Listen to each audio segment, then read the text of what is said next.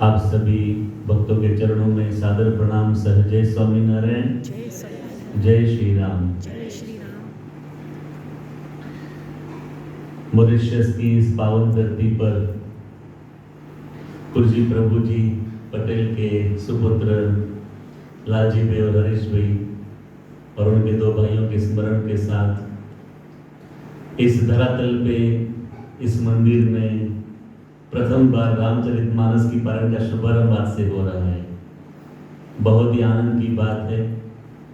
इतना दिव्य मंदिर, भगवान का साक्षात सानिध्य और आप सभी भक्तों का बहुत ही प्रेम भाव है।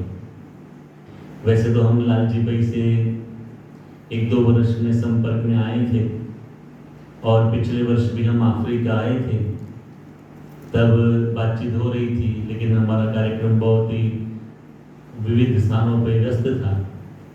इसलिए इस बार 2025 के वर्ष में इनका भक्ति भाव और भगवान की कृपा, इसकी वजह से यहाँ पे हमें आने का एक अवसर मिला। वैसे तो मॉरिशस देश के बारे में बहुत कुछ सुना था, मिनी भारत भी कहते हैं, जैसे भारत के अलावा सबसे ज़्यादा हिंदू सनातन धर्म के अनुयायी यहाँ रहते हैं। देश सुंदर भी है, दिव्य भी है, भव्य भी है और आध्यात्मिक भी है। कितने सारे दिव्य मंदिर हैं यहाँ पे। घरों के बाहर हमने देखा कि भगवान के छोटे छोटे मंदिर बनाए हैं, और कहीं भी आप जाएं तो भारत की संस्कृति की याद आए, ऐसे शिखर, कलश और ध्वजा के दर्शन हमें होते हैं। और इसी की वजह से हमारी संस्कृति टिकी है।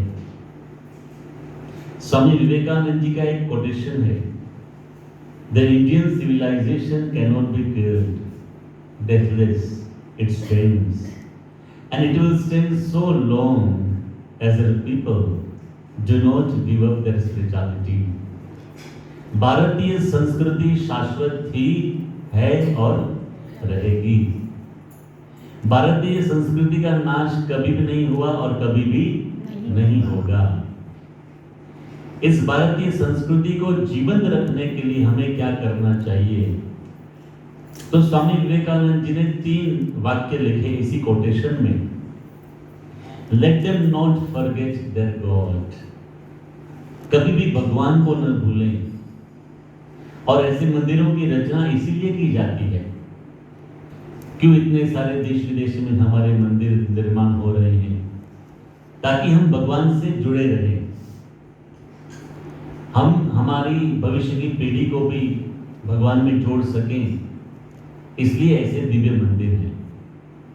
दूसरा वाक्य विवेकानंद स्वामी ने लिखा है, let them not forget their scriptures, शास्त्रों को कभी न भूलें। शास्त्र क्या है? Manual of Mankind.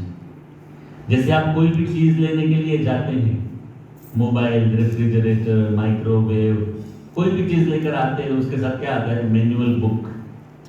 What is manual book? It teaches us how to use it, इसका उपयोग कैसे करना चाहिए। तो जब हम मानव का शरीर धारण करते हैं, इस धरातल में जन्म धारण करते हैं, तो किसी भी मनुष्य की मुट्ठी जो होती है बालक की बंद होती है, तो उसमें से आपको खोलें तो मैन्युअल ऑफ मैनकाइंड नहीं होता है, हाउ टू यूज इट। शास्त्रों में ऋषि मुनियों ने, भगवान के अवतारी पुरुषों ने लिख लिया है, ये शास्त्र हैं, हमारे जन्म से पहले मैन्युअल ऑफ मैनकाइंड आ गए। उसके मुताबिक हम जीवन जिए तो हमारी संस्कृति हमारे जीवन में, घर परिवार में रहेगी। इसलिए कहा, let them not forget their scriptures. तीसरा वाक्य, let them not forget that they are the children of sages and heroes. हम कैसी महान ऋषि परंपरा की संतानें हैं, वह भी कभी भूले नहीं।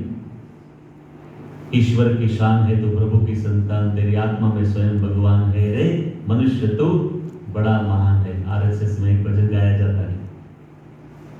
तो हम कैसी महान धरोहर की संतानें हैं, ये भी कभी न भूलें।